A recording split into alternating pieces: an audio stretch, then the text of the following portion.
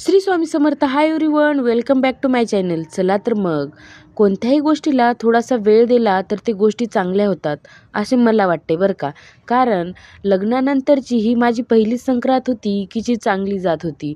लग्नाला आमच्या 5 वर्ष होत आहेत, पण प्रत्येक वेळेस असं काहीतरी होत गेलं की संक्रांत मी साजरी करतच नव्हते. पण आता हळूहळू सर्व चांगलं होतंय आणि आज त्यांनी मला स्वतःहून म्हटले की चल ग, आज मी तुझ्यासाठी काहीतरी सरप्राईज प्लॅन केलाय.